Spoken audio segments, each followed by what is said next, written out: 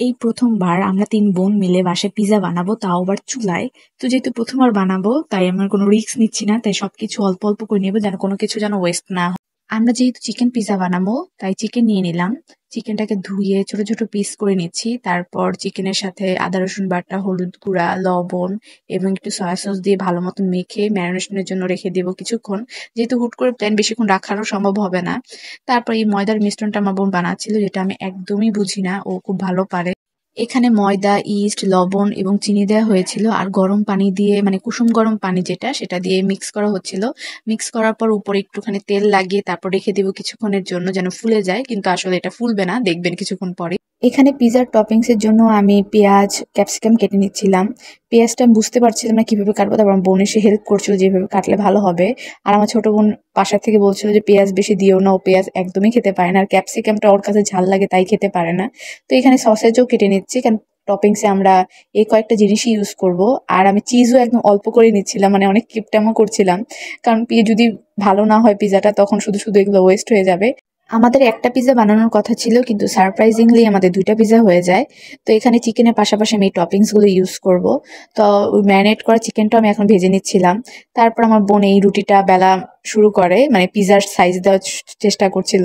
আর এই কাজটা ও অনেক ভালো পারে, কিন্তু আমি একদমই পারি না, মানে আমার কখনোই রুটি গোল হয় না। তো এই যে ও ভালো মতো করে বেলে তারপরে এই যে কাঁটা চামচ দিয়ে ছিদ্র করে নিচ্ছিল। আর এই কাজটা অনেক বেশি স্যাটিসফাইং, আমার দেখতে অনেক ভালো লাগে। আমি অন্যান্য ভিডিও যখন সামনে আসে, যখন পিজা মেক করা, মানে এই টপিংস দিয়ে দিয়ে যে কাজটা হয়, এটা দেখতে আমার অনেক ভালো লাগে। তো আমার বোন প্রথমে সস দিল, তারপর চিজ দিল, এরপর পেঁয়াজ, ক্যাপসিকাম দিয়ে দিচ্ছে, তারপর চিকেন সসেস দিল অনেকগুলো করে। আর উপরে আবার একটু চিজ দিয়ে দিল। ২ লেয়ারে চিজ দেওয়ার পরও আমাদের প্রথম পিজায় চিজের পরিমাণ অনেক কম হয়ে যায়। আমরা বুঝতে পারিনি যে এত কম হয়ে পড়বে। তো এই তো আমি চেক করছিলাম যে গরম হয়েছে কিনা। আমরা প্রথমে পাতিলটাকে প্রিহিট করে নিয়েছিলাম, তারপর এখন ঢাকনা দিয়ে ঢেকে ৩০ মিনিটের জন্য অপেক্ষা করব। হুট করে মনে পড়লো আমাদের অরিগানোটা দেওয়া হয়নি, তাই ঢাকনা খুলে আবার অরিগানোটা দিয়ে দিলাম। এই তো আমাদের পিজা রেডি।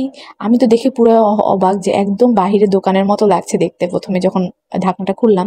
তারপরে যে আমরা দ্বিতীয় পিজাটাও বানানো শুরু করলাম, আমার বোন আবার সেম প্রসেসে সস, চিজ দিচ্ছিল।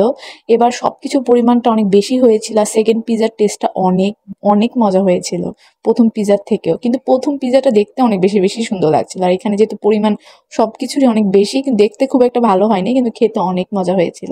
তো এই তো আমাদের সেকেন্ড পিজাটাও প্রায় রেডি। তো আমরা আবারও এটাকে চুলায় দিয়ে দিব। আর এই প্রথমবার পিজা বানানোর অভিজ্ঞতাটা আমার অনেক বেশি ভালো ছিল, আর এবার কিন্তু মনে করে অর্গানটা দেওয়া হয়েছিল। আর এটার টেস্ট অনেক মজা হয়েছিল। ২ টা পিজারই টেস্ট ভালো হয়েছিল, কিন্তু সেকেন্ড পিজার টেস্টটা অনেক বেশি ভালো হয়েছিল। তো আজকের ভিডিও ছিল এই পর্যন্তই। সবাইকে আল্লাহ হাফেজ।